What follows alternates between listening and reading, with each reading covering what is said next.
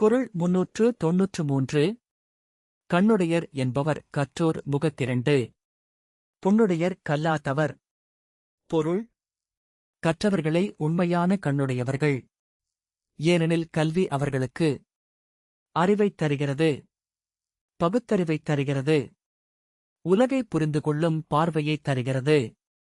ஆனால் கல்வியறிவு இல்லாதவர்கள் முகத்தில் 2 கண்கள் இருந்தாலும் அவற்றை புண்களைப் போன்றவை என வள்ளுவர் கடுமையாக உவமிக்கிறார்.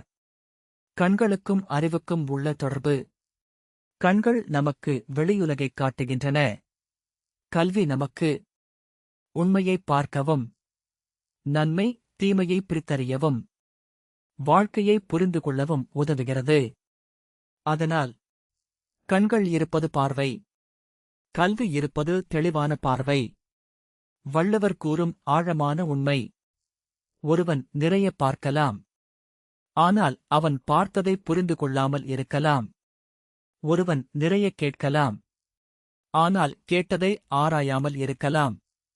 கல்வி என்பது தகவலைச் சேர்ப்பது மட்டும் அல்ல, உலகத்தை புரிந்து கொள்ளும் பார்வையை வளர்ப்பது. இன்றைய காலத்திற்கான பொருள்: இன்று தகவல்கள் நம்மைச் சுற்றி நிறைந்திருக்கின்றன.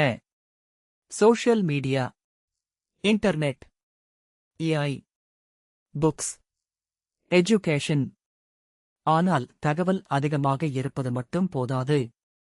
எது உண்மை, எது தவறு, எதை நம்ப வேண்டும், எதை நிராகரிக்க வேண்டும் என்று பகுத்தறியும் திறனே முக்கியம். அதற்கு கல்வி அவசியம்.